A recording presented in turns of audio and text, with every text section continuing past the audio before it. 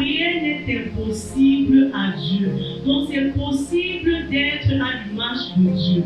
C'est possible qu'un chrétien dise Seigneur, ta parole dit que. Salut dans notre Seigneur, dans notre Seigneur Jésus-Christ.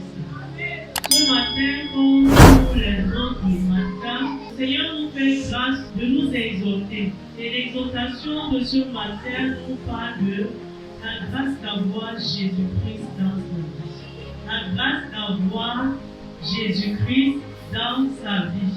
Bien-aimé, j'aimerais bien préciser d'avoir Jésus-Christ dans sa vie. En quelque sorte, on peut dire avoir Jésus, c'est accepter Jésus-Christ. En fait, Jésus-Christ, c'est notre base. Jésus-Christ, c'est le meilleur choix. Toute personne qui veut laisser l'accès à Jésus-Christ d'entrer dans sa vie. Donc Jésus, c'est le meilleur choix. Lorsque nous avions Jésus, nous avions la capacité d'être toujours et toujours en joie. Nous sommes toujours en joie, quels que soient les vents et les marées. Nous allons lire le livre d'Habakkuk 3, à partir de son verset 18 jusqu'à 19. Je le lis au nom de Jésus. Toutefois, je veux me réjouir en l'Éternel. Je veux me réjouir dans le Dieu de mon salut. Lorsque nous voyons le verset 18, ça nous laisse comprendre que, en fait, avec Jésus, nous sommes toujours en joie. Il y a la jouissance, il y a la réjouissance avec Jésus-Christ. Et puis il dit, l'Éternel, le Seigneur est ma cause. Il rend mes pieds semblables à ceux des biches.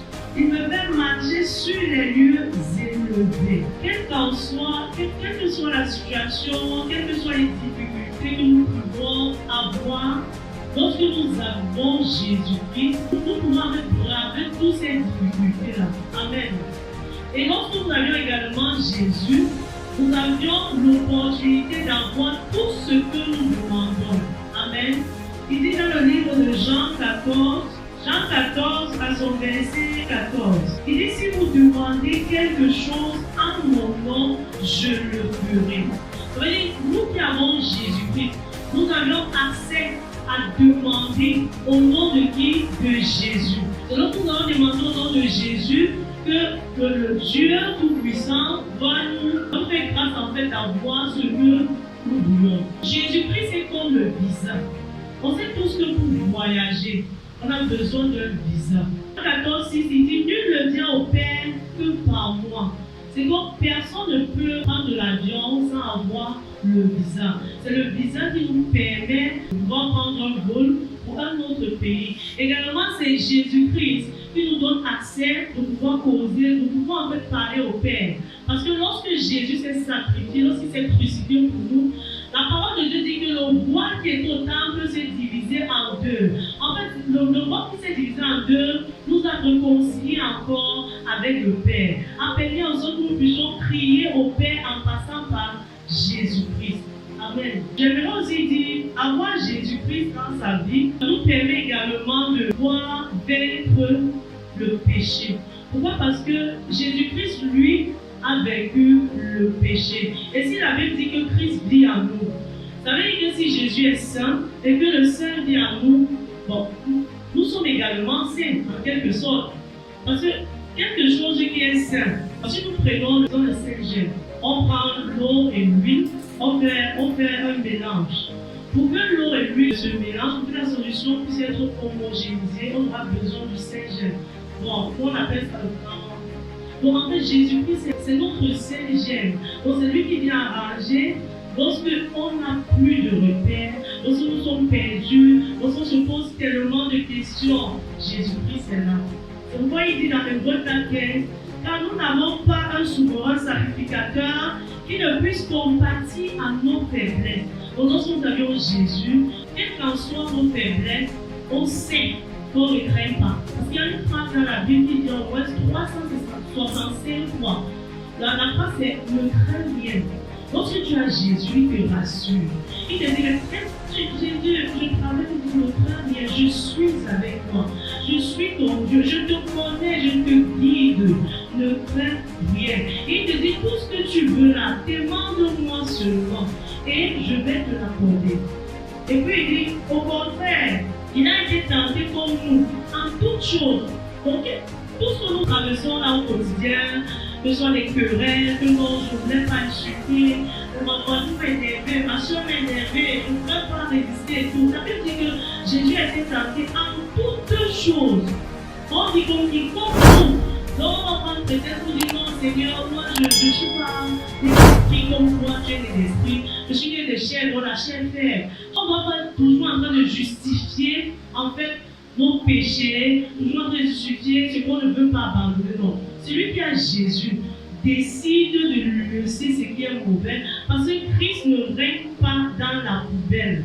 Jésus ne règne pas dans la saleté. Et il dit, il a été tenté comme nous, en toutes choses, sans commettre de péché. C'est possible. On dit c'est possible. La Bible dit dans Luc 1, verset 37, car rien n'est impossible à Dieu. Donc c'est possible d'être à l'image de Dieu. C'est possible qu'un chrétien dise, Seigneur, ta parole dit que tu as été tenté comme moi et en toutes choses. Seigneur, voici ce qui me tente. Peut-être tu es tenté par, je ne sais pas, la convoitise du monde. Peut-être tu es tenté par la jalousie. Tu n'aimes pas voir ton prochain progresser. Quand il progresse dans le cœur, ça tâche. Tu dis non, pourquoi? Peut-être tu es tenté. Il y a tellement de choses. Peut-être tu as envie de laisser la vie de fornication que tu mènes. Mais tu dis, ah, je ne peux pas. La chair est ceci. Bon. La Bible nous dit que le Seigneur a été tenté par toutes choses. Donc si nous avons Jésus, alors, comme Jésus a été tenté, la parole de Dieu dit sans commettre de péché, c'est possible que nous aussi ne commettons pas de péché. C'est possible. C'est pourquoi je dis un chrétien qui veut vraiment aspirer à marcher comme Christ. Ta prière phare, notre prière phare, c'est pas Seigneur, donne-nous le mariage, donne-nous, oui, c'est bon, qu'on a besoin. Mais toutes ces choses-là, c'est charnel. Je crois que si un chrétien veut réellement servir Dieu, ta prière phare, c'est Seigneur, rends-moi conforme à toi. Toi, le divin modèle, rends-moi conforme à toi. Parce que tu dis à moi, si je commets des choses qui ne te glorifient pas, tu ne pourras pas vivre. Parce que le Seigneur ne peut pas habiter dans une maison qui est sale, remplie de débauches. Pourquoi il dit que ses oreilles ne sont pas dures pour nous écouter, ni sa main courte pour nous venir à l'aide, c'est à cause de nos péchés. Celui qui a Jésus-Christ doit arranger sa vie. La grâce d'avoir Jésus, tu sais qu'avec si j'ai Jésus, tout ce que je veux, j'aurai. Je veux un bon mari, j'aurai le bon mari. Je veux les enfants, j'aurai. Parce que le Seigneur dit, tout ce que je vais demander en son nom, il va me donner. C'est pourquoi le Seigneur dit dans, je crois que c'est Osée 4, il dit, venez et plaidons. En fait, on doit plaider, on doit rappeler à Dieu, Seigneur, ta parole dit ceci. J'ai laissé la fornication, j'ai laissé le mari d'autrui, j'ai laissé les boîtes de nuit, j'ai laissé les traditions au village, on laisse l'huile rouge avec le sel et tout ça. J'ai laissé, j'ai décidé de te suivre. Toi qui es le berger et moi qui suis ta brebis.